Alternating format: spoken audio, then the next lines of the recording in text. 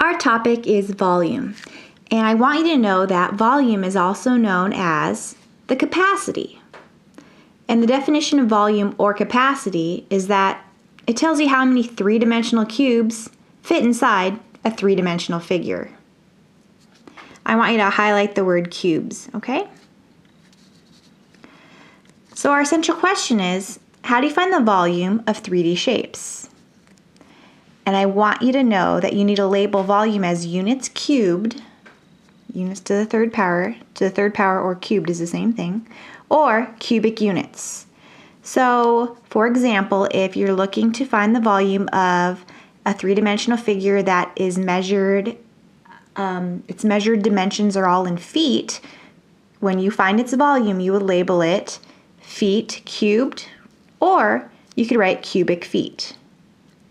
If the dimensions of an object are measured in millimeters, you would write millimeters cubed or cubic millimeters. Now, our first example, I'm going to show you how to find the volume of rectangular prisms. So I drew a picture right here, and this is how you would find the volume. You need to find the area of this face. So if the rectangular prism is sitting like this, you would find the area of this face right here. Okay, that's the first thing you would do. And that is a rectangle right there. So you should hopefully know that the area of a rectangle is length times width. If the rectangular prism is sitting this way, again, you would find the area of this face right here. And again, it's a rectangle. And to find the area of a rectangle, it's length times width. So once you have the area, yes, area of that face, then you just multiply it by h to find the volume of a rectangular prism. So here's what I mean by h. It's just either like how thick it is or how tall it is, okay? So you'll find the area of this face, take that number and multiply it by this number right here. Or if it's sitting up and down like this, you'll find the area of this face and then multiply by how tall it is. That is a rectangular prism's volume. You should know that this is also going to work to find the volume of a cube too. Okay? So I have right here a rectangular prism. To find its volume, to find out how many three-dimensional cubes fit inside of it, you would take the area of this face right here and multiply it by how tall it is. Okay? And it looks like it's got a square as this face, so it would be again length times width, and then times it by h. If it's laying on its side, again, find the area of this face and multiply it by h, this measurement right here. This right here is also a rectangular prism. And to find its volume, you would do the exact same thing. If it's sitting like this, find the area of this face right here, and it's a rectangle, so length times width, and then multiply it by how tall it is. Okay, if it's laying like this, find the area of this face, you do length times width, and then multiply it by h. And that's going to tell you how many three-dimensional cubes fit inside of this figure. As I mentioned, this same exact technique works for cubes as well. Okay, so you could find the area of this face right here, length times width, and then multiply it by h. It'd work for cubes that are a little bigger as well. Or larger cubes, okay? Same kind of thing. You don't have to memorize any weird formula. Just know that, oh, this face is area times h. Okay, you'll kind of see a little trend here as I show you how to find the volume of triangular prisms. So right there is a sketch of a triangular prism. Here's a three-dimensional view of it. This right here is a triangular prism. And you'll see that all you gotta do is find the area of this face right there. Ignore the little hole, okay? So that green face, hey, it's a triangle. You should hopefully know how to find the area of a triangle by now. 1/2 base times height. Take that number, once you find the area of that face, and multiply it by h. Okay? And if it's sitting up like this, find the area of this face, it's a triangle, and multiply it by h. Even if your triangular prism is a little bit larger, same exact thing. Find the area of this face right here and multiply it by h. Find the area of this face right here and multiply it by h. Okay? You'll see how it's very similar to a rectangular prism. The only difference is this has a triangular face that you'd have to find the area of, then multiply it by h. And this right here has either a rectangular or a square face that you'd find the area of and then multiply it by h. Now the next thing I'm going to show you how to find the volume of is cylinders. Okay? And do you see anything in common? Because you should. Same type of situation. You find the area of this face, so the circle part, and then multiply it by h. Here is a 3D model. Find the area of this face right here. Oh, it's a circle. The area of a circle is pi times radius, or pi radius squared. Okay, those three multiplied together. Once you find that area, you're going to multiply it by h. If it's sitting on its side, same thing. Find the area of this, then multiply it by h. It works for any type of cylinder to find the volume of it. Even if it looks like this. Find the area of this face, ignore the little hole, and then times it by h. Or something like this. This is still a cylinder. And once you find the volume of a cylinder, it tells you how many cubes fit inside of that figure. Okay?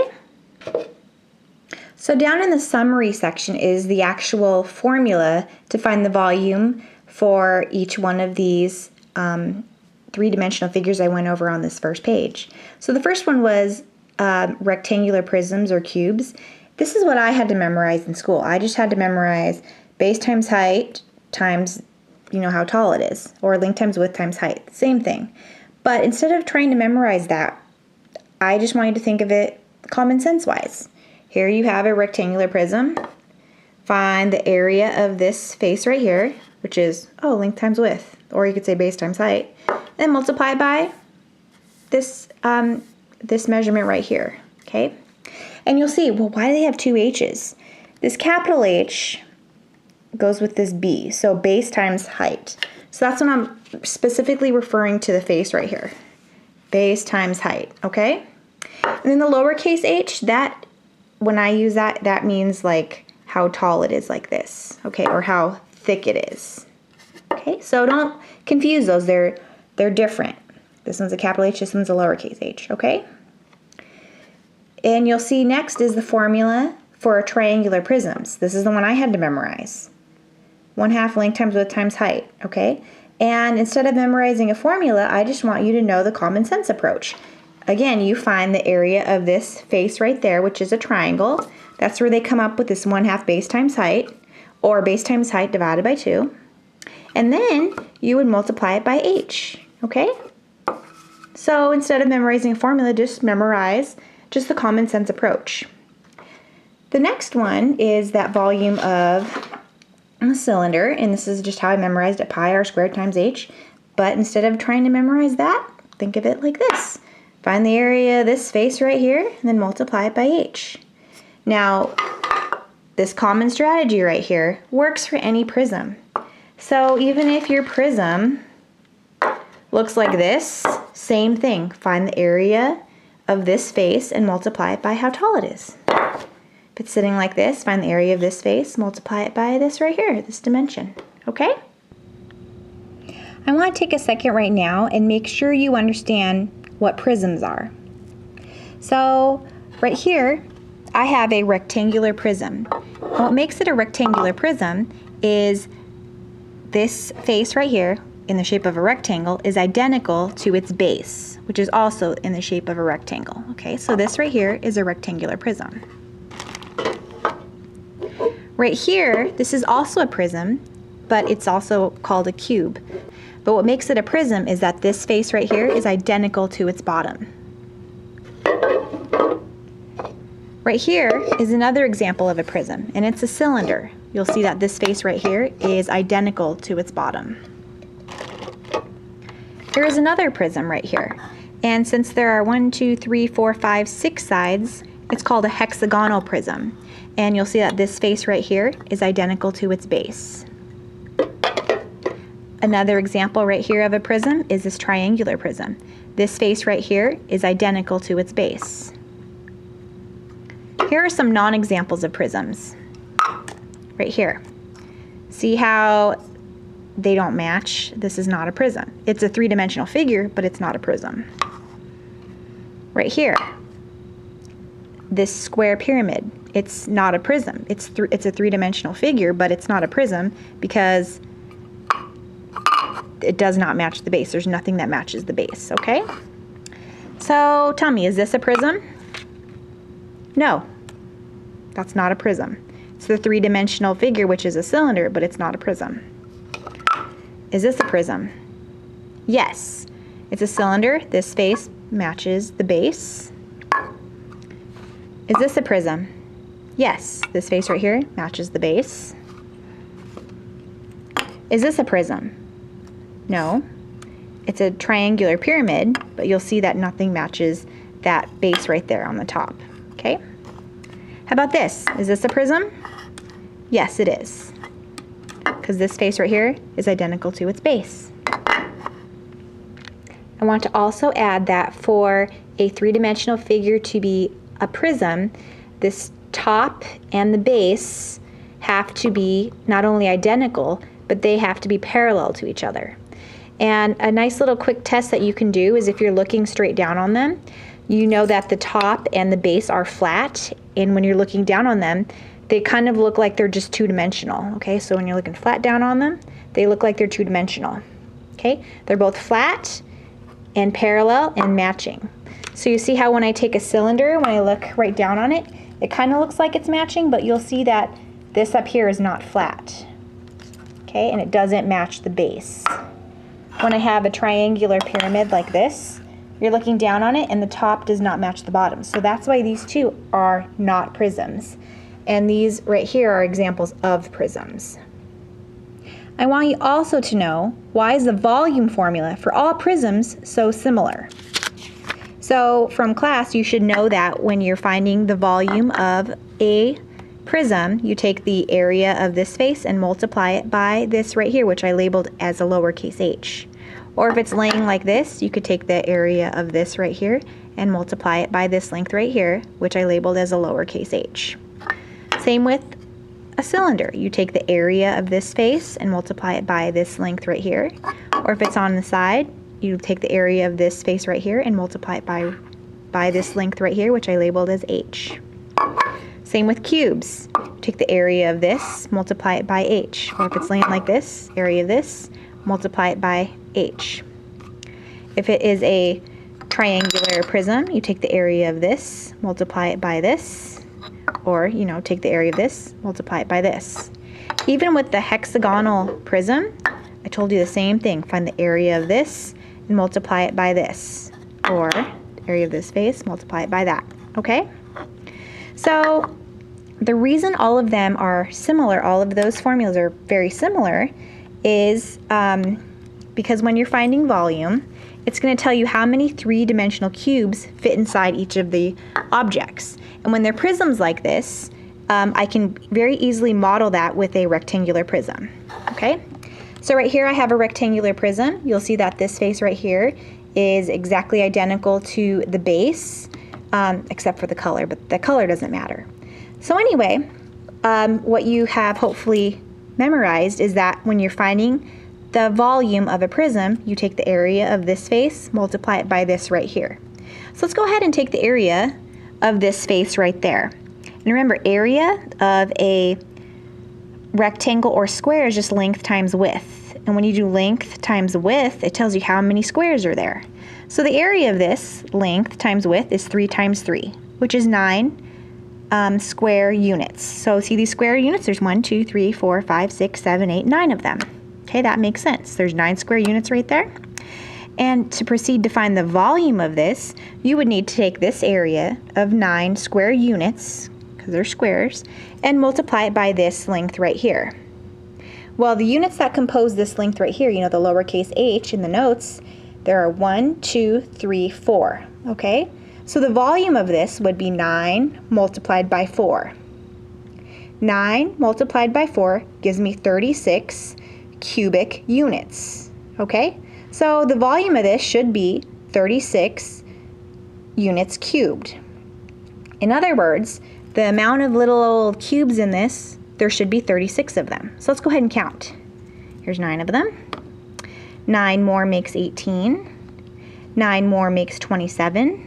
And 9 more makes 36.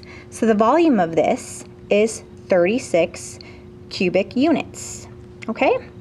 Unfortunately, I don't have tools to make it work with a cylinder, but it's the same kind of concept. You take the area of this, multiply it by this, as well as any other prism, okay? Finding the volumes of the next two three-dimensional figures, you will notice that they're kind of similar. So we'll start off with a cone. Here is the formula to find the volume of a cone. So finding volume of a cone will tell you how many 3D cubes will fit inside of it. And here's what you do. You start off by taking the area of that circle, so that circle base right there, and then you multiply it by h. And h is the height, okay, right from the tip right down to the surface that the cone is resting on, okay? So you take the area of that circle, you know, pi times radius squared, and then multiply it by how tall it is, okay? And the weird part is, when it's got this pointy top like this, the last thing you do after you've done that is you multiply it by 1/3, or divide it by 3, because multiplying by 1/3 is the same as dividing by 3. Now I'm going to show you how to find the volume of pyramids. And there's a couple of types of pyramids. Right here we have a square pyramid, and I do have one of those. See how it's got the square base, and it's got that pointy tip. So right there, that is a square pyramid. We can have triangular pyramids. So it's got a triangular base, and again, the pointy top. We could also have rectangular pyramids, which I don't have one of those as a model, but just picture, you know, a pyramid, but on the base it would be rectangular, okay? So here's how you find the volume of pyramids. It's really, really similar to the volume of a cone, because you'll see that we got to find the area of the base. So if it's a triangle, you'll use the formula to find the area of a triangle. If it's a square or a rectangle, again, you'll use the formula to find the area of a square or rectangle, you know, length times width, and then you multiply it by h. And then the last step, after you get that value, multiply them together, you either divide it by 3 or multiply it by 1/3. So you see it's the exact same formula, except with cones, it is finding the area of that circle first, multiplying it by h, and then multiplying by 1/3. And for pyramids, it's finding the area of the base, whether it be a triangle, rectangle, or square, multiplying it by h, and then multiplying it by 1/3, or dividing by 3, okay? So the key thing that I noticed about this is if it's something that you can hold kind of like an ice cream cone, then I know, oh, I gotta multiply it by 1/3 after I do the common thing that we did on the first page. So on the first page, you see how it was all pretty standard like this. Take the area of the face, multiply it by h. Well, we still see that right here, but the only difference is when you're able to hold it kind of like an ice cream cone, you just gotta multiply it by 1/3 or divide it by 3, okay? So instead of memorizing a silly formula, just remember that concept right there, okay? When it's got a, like an ice cream cone tip, then you just divide it by 3 at the very end, or multiply it by 1/3. Next, I'm going to show you how to find the volume of a sphere. And it's really challenging for me to just keep them in one spot. So anyway, these are spheres. And when you're finding the volume of a sphere, it's going to, again, tell you how many cubic units or little cubes fit inside of the sphere. And this formula, it's not very straightforward. In fact, it's not even a 7th grade standard. But if you have it memorized just by going over this, then that's pretty awesome, because you're going to have to eventually memorize it in the future. But anyway, here's the formula. You start off with pi r to the third power, okay? So pi times radius to the third power. So the radius is, again, the distance from here to here. And then you just take that value and then multiply it by 4/3 to find the volume of spheres, okay? So 4/3 pi r cubed to find the volume of a sphere. And if you were instructed for some reason to take the volume of a hemisphere, so half of a sphere, you would just use the same exact formula and just divide it by 2, okay? For your summary, answer this question thoroughly. How are the volume formulas for cones and pyramids alike? So how are these two volumes, how are they alike? And I also want to answer, how are they different? Okay, so how are these two volume formulas alike and different? On the next pages, we're going to practice finding the volume of various three-dimensional shapes. And I highlighted this for you just so it really stands out. I want you to use 3 1400ths for pi if you need to use pi, okay? And round your answers, or whatever you need to round it to the nearest hundredth. And please make sure you show your work and label. But before we actually get started into finding the volumes of these shapes, I want to make sure you know what the shapes are called, okay? So right here, this first shape is a cylinder. Write that down. The next shape is a triangular prism. The next shape is also a triangular prism. And the next shape is a trapezoidal prism, okay? And you'll see right here that it's a trapezoid, so I just kind of named it by that face, and then it's a prism, okay? All right, so go ahead right now, take a second, and if you don't remember how to find the volume of a cylinder, you can take a peek back at your notes and see that concept. Okay, review your notes. This is your volume for a cylinder. Again, you take the area, yes, area of this face, which is a circle, so pi r squared, and then you multiply it by h. So see how we have this written out right there? I do want you to write that out too, okay? And then right underneath it, you're going to substitute the numbers in for it, okay? Like I've done here. And if you're like, well, why didn't she bring down the pi right there? Why did she use 3 1400ths? Because that's what the directions said to use. Use 3 1400ths for pi. So instead of continuing bringing pi down, I just wrote in 3 1400ths. The radius is 28 centimeters, and then we had to square it. And then how tall it is, or h, is 17 centimeters. So I just went ahead and just processed that in my calculator, and this is what I got as my answer. And remember to label it centimeters cubed or cubic centimeters. Okay? Let's go ahead and check out how to do the next one with the triangular prism. Again, refresh your memory.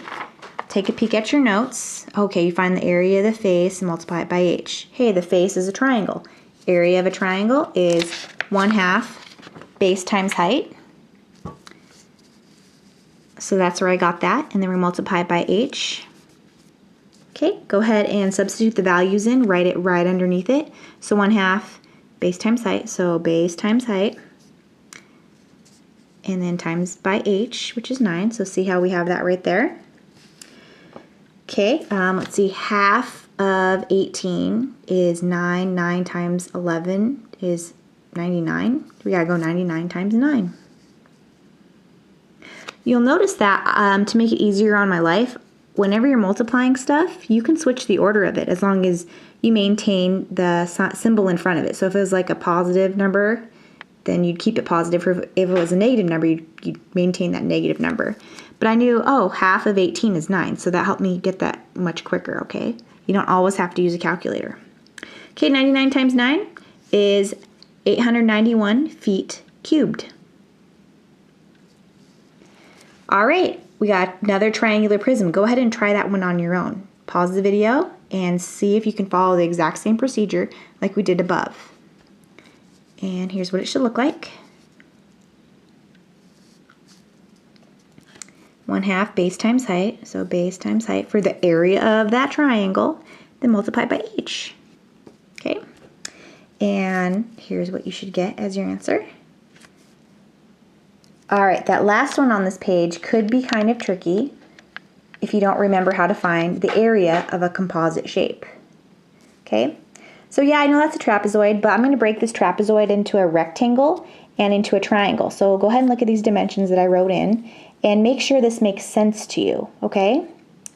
So I know that from here to here is 17 centimeters, but from here to here, to represent that rectangular part of it, it's only 9 centimeters. And I didn't just guess, I looked at the other side and I realized, oh, that's how tall that rectangle is that composes this trapezoid.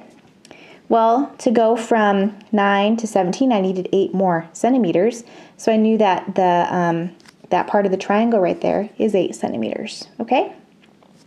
So, like any other prism, what you're going to do is you're going to find the area of this face, and then multiply it by h. So, to find the area of this face, that involves finding the area of a rectangle first, and then adding it to this area, or adding it with this area of this triangle, okay? So I kind of wrote out my thought process here. Got to find the area of that face of the trapezoid. And the area of this trapezoid, you got to do length times width to represent that rectangle right there. And you have to add to it the area of that triangle, which is 1/2 base times height. And of course, multiply that by h to find the actual volume of this trapezoidal prism. So here I have substituted the numbers in. So 12 times 9 would give me the area of that rectangle.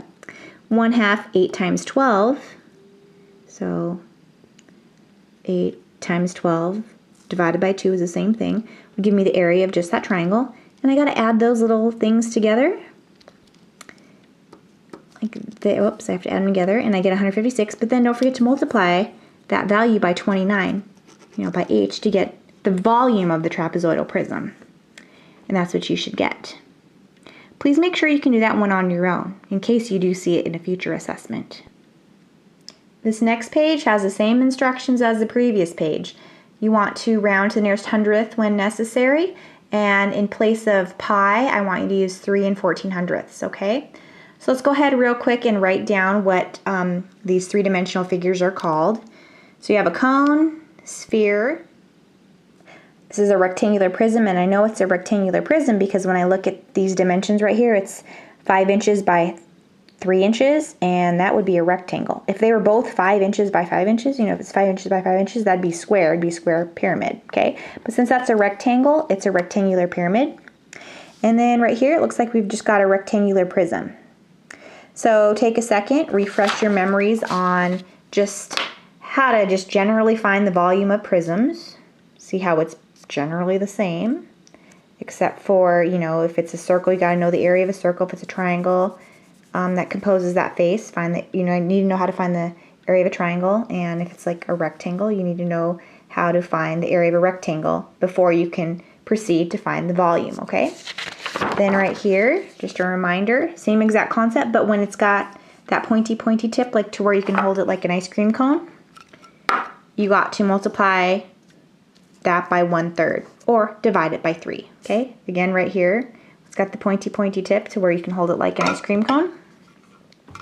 Don't forget to divide it by 3 at the end or multiply it by 1/3. And then the sphere is just an oddball, okay? So you can just copy down that formula. So, this cone volume, you got to take the area of the circle times it by h and then multiply it by 1/3.